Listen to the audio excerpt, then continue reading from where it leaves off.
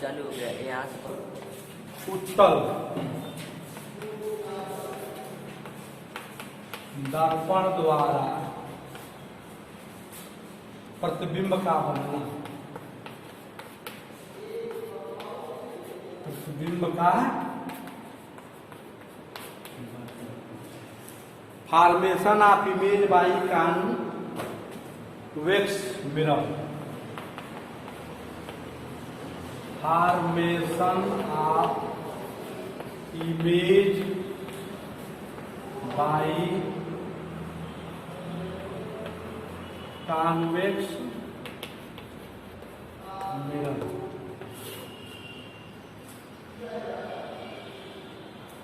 उत्तल दर्पण मान लो हमारा यह है,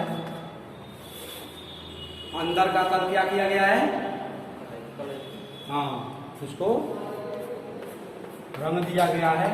अब परावर्तन बाहरी उभरे हुए तल से होगा, किससे होगा? अब मान लो इसके सामने अनंत पर या कहीं कोई वस्तु मुख्य अक्ष के समांतर आ रही है,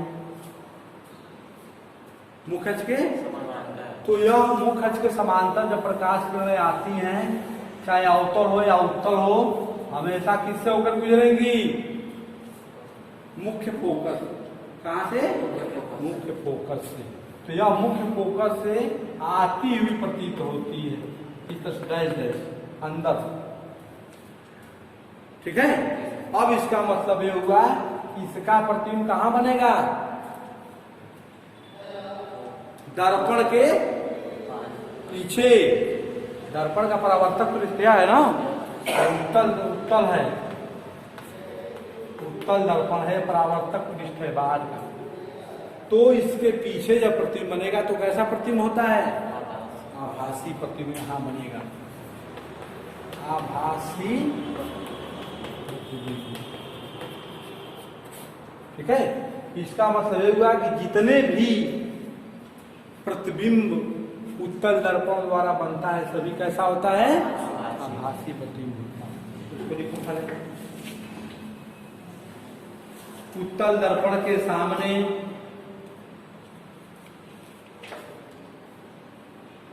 उत्तल दर्पण के सामने यदि कोई वस्तु रखी जाती है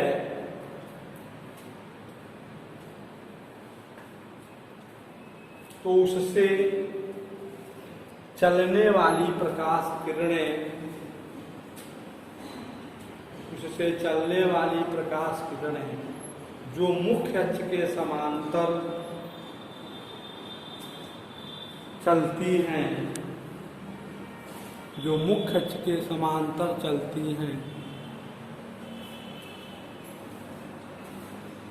उत्तल दर्पण से परावर्तन के पश्चात, उत्तल दर्पण से परावर्तन के पश्चात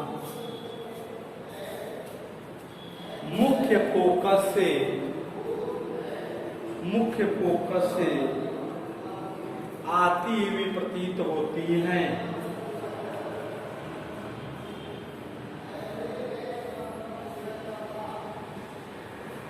तथा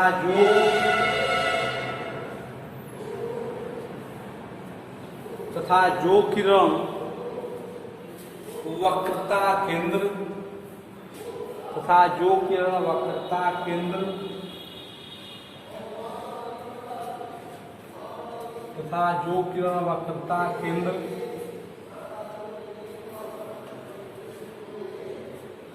की ओर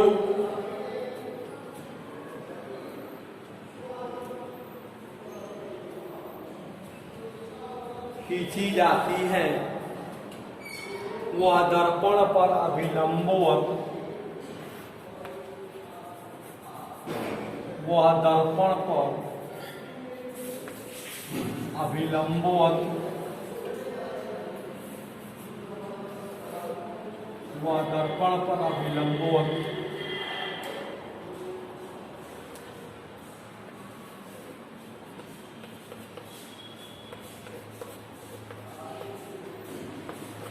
गिरती हैं, अभिलंबवत गिरती हैं। ये दोनों किरणें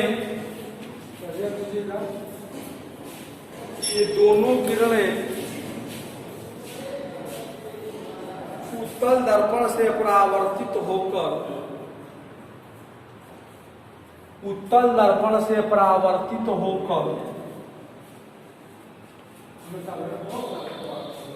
ध्रुव तथा मुख्य फोकस के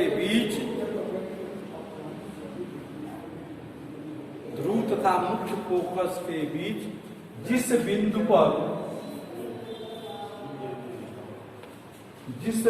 पर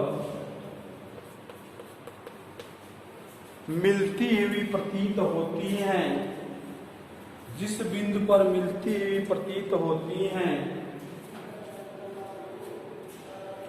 उसी बिंदु पर वस्तु का आभासी सीधा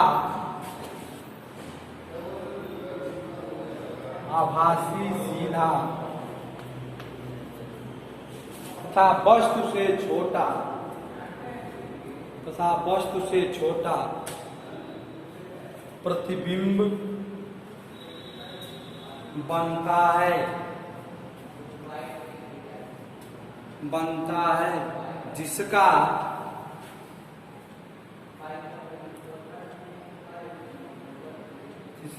चित्र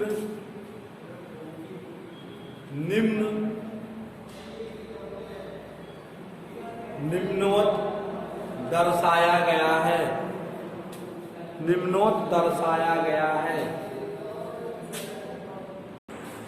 देखो उत्तल दर्पण, आगे से निकलो। उत्तल दर्पण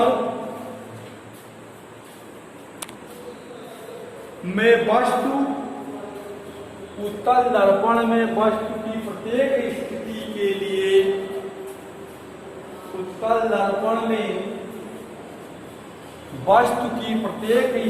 के लिए मतलब अगर वस्तु को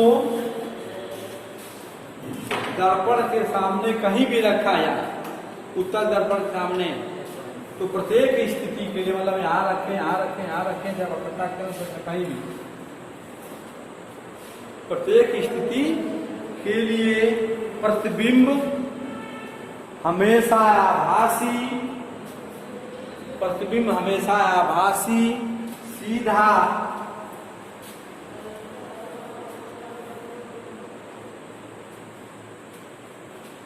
वस्तु से छोटा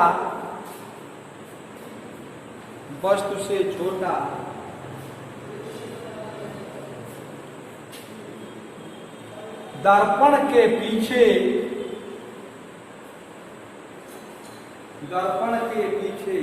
मुख्य फोकस तथा ध्रुव के बीच में ही बनता है,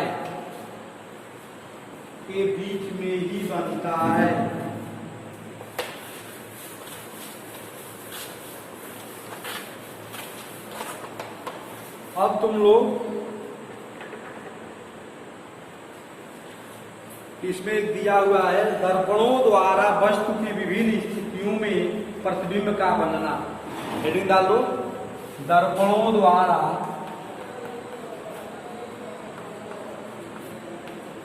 वस्तु की विभिन्न स्थितियों में प्रतिबिंब का बनना। अब इसमें तुम लोग इस तरह से ग्राफ बना लेना है ना, और अवतल दर्पण द्वारा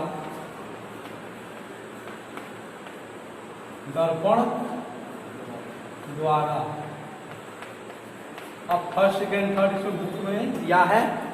वस्तु मान लो पहले अनंत पर रखेंगे, कहाँ रखेंगे?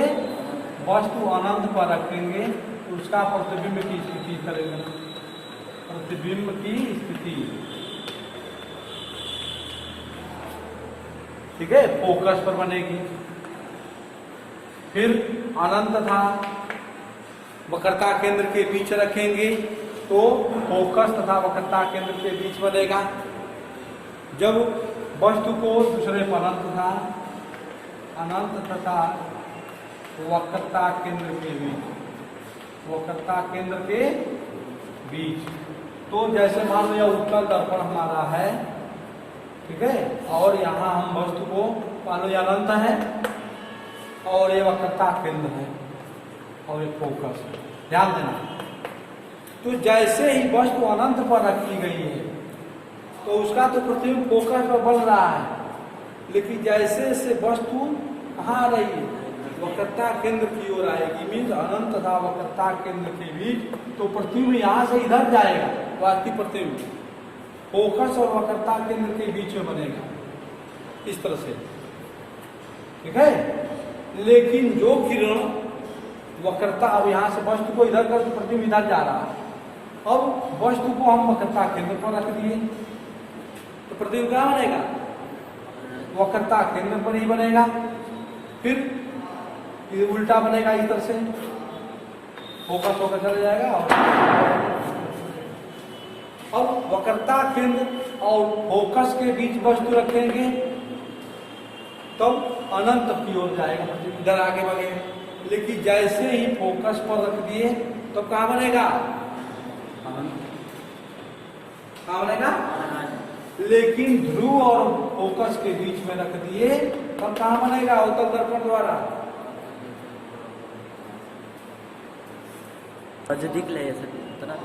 अरे यार हो गया, ये देखो यह कंडीशन दिया है 6 अवतल दर्पण द्वारा उत्तल दर्पण 6 कंडीशन देखो दिखाई दे रहा है। हाँ, इसको लिख लेना है ना, ऑन ऑफ करके इसको लिख लेना। ऑफ है क्या, ऑन करो पूरा हर एक्टिविटी को लोड करो, ठीक है। दूरियां नापने की निशान ज्यामिति की चिन्ह परिपाटी है। तो अवतल दर्पण के सामने अगर अनंत पर वस्तु रखी हो या कहीं पर ही वस्तु रखी हो तो मुख्य अक्ष के समांतर अगर कोई प्रकाश किरण आ रही है तो उसके विपरीत दिशा में नापी गई दूरियां क्या होती हैं, ऋणात्मक ली जाती हैं। क्या ली जाती है, तो ध्रुव को तुम मूल बिंदु मान लो। जैसे निशान ज्यामिति है कि ध्रुव है P मान ली, इसके बाईं तरफ जो दूरी नापी जाती है नेगेटिव होती है, इधर पॉजिटिव, और ऊपर की दूरी पॉजिटिव और नीचे नेगेटिव, इस तरह से दिखा दिए। तो इसके अब जो प्रकाश किरणें आ रही है मुख्य अक्ष के समांतर, तो उसके विपरीत इधर आ रही है प्रकाश किरण, तो इसके विपरीत जो दूरी नापेंगे क्या लेंगे, ऋणात्मक चिन्ह के साथ। और मुख्य जो यह है बिंदु है ध्रुव और वस्तु के बीच की दूरी को U से प्रदर्शित करते हैं। किसे, U से। क्या हमारा हो गया नेगेटिव। अब मान लो यहां से वस्तु आई और यहां हमारा प्रतिबिंब मिल गया, तो प्रतिबिंब कैसा हुआ, वास्तविक हुआ ना। तो वास्तविक प्रतिबिंब के लिए अब यहां से यह तो सीधा जाएगा ना, ये थोड़ा किस तरह से यह है सीधा है ना, तो यहां से और प्रतिबिंब के बीच की दूरी भी का प्रदर्शित करेंगे प्रतिबिंब, और ये भी बाईं ओर नापी जा रही है, तो ये भी क्या हो जाएगा, निगेटिव हो जाएगा, ठीक है। और तुम जानते हो अवतल दर्पण की फोकस दूरी अगर यह है F है, तो अवतल दर्पण की फोकस दूरी कैसी होती है, अरे यार बाईं ओर नापा जा रहा है ना, तो F भी क्या हो जाएगा, ठीक है। तब हम तीनों जब दूरी ऋणात्मक हो गई तो दर्पण का सूत्र क्या लिखेंगे, 1/F = 1/V + 1/। अब इस तरह से हम अवतल दर्पण के सूत्र में इसमें कोई दूर राशि अगर हमें दी गई है तो तीसरी राशि की गणना आसानी से हम कर लेते हैं, कोई दिक्कत। उसी प्रकार उत्तल दर्पण के सामने भी अगर कोई वस्तु रखी गई है तो यही कंडीशन लगा करके इसकी भी गणना हम कर लेते, चिन्ह परिपाटी वही यूज करेंगे।